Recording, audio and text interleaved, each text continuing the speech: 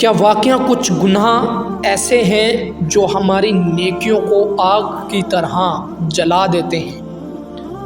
السلام علیکم ناظرین، کیسے ہیں آپ؟ امید کرتا ہوں آپ خیریت سے ہوں گے۔ ناظرین، آج کا سوال دل کو دہلا دینے والا ہے۔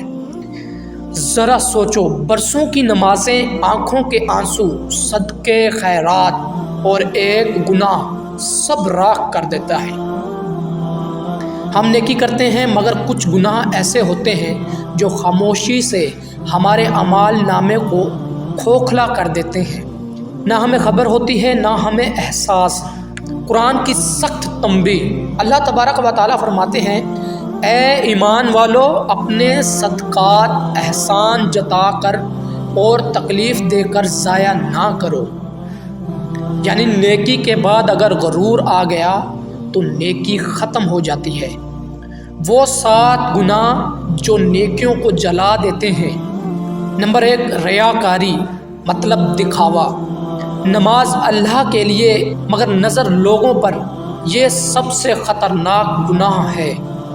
نبی کریم صلی اللہ علیہ وآلہ وسلم نے فرمایا، مجھے اپنی امت پر سب سے زیادہ خوف ریاکاری کا ہے۔ نمبر 2، احسان جتلانا، مدد کر کے بار بار یاد دلانا۔ یہ نیکی نہیں، یہ نیکی کا جنازہ ہے۔ نمبر 3، تکبر، ذرا سا علم، ذرا سی عبادت اور انسان خود کو بڑا سمجھنے لگے۔ کیا فرعون کافر نہیں تھا مگر تکبر نے ڈبو دیا۔ نمبر 4، حرام نگاہ، ایک نظر دل میں زہر اور عبادت میں بے ذائقگی پیدا کر دیتی ہے۔ نگاہ کا گناہ نماز کی لذت چھین لیتا ہے۔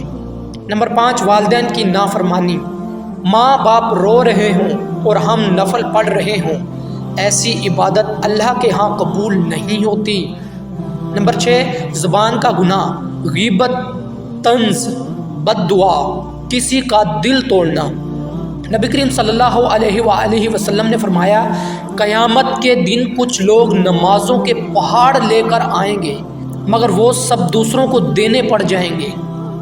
نمبر 7، گناہ پر اصرار، اللہ غفور ہے کہہ کر گناہ دہرانا، یہ امید نہیں، یہ دھوکہ ہے۔ حضرت ثوبان رضی اللہ تعالیٰ عنہ روایت کرتے ہیں، نبی کریم صلی اللہ علیہ وآلہ وسلم نے فرمایا، میری امت کے کچھ لوگ قیامت کے دن سفید پہاڑوں جتنی نیکیاں لائیں گے مگر اللہ انہیں بکھری ہوئی دھول بنا دے گا۔ صحابہ کرام رضی اللہ تعالیٰ عنہ گھبرا گئے، پوچھا کیوں؟ نبی کریم صلی اللہ علیہ وآلہ وسلم نے فرمایا، وہ اکیلے میں گناہوں سے نہیں بچتے تھے۔ سوچو ہم اکیلے میں کیسے ہیں؟ نیکیوں کو بچانے کا نسخہ۔ نمبر 1، اکیلے میں بھی اللہ سے ڈرو۔ نمبر 2، نیکی چھپا کر کرو۔ نمبر 3، گناہ ہو جائے تو فوراً توبہ کرو۔ نمبر 4، زبان اور نگاہ کی حفاظت کرو۔ نمبر 5، والدین کے قدموں میں جنت تلاش کرو۔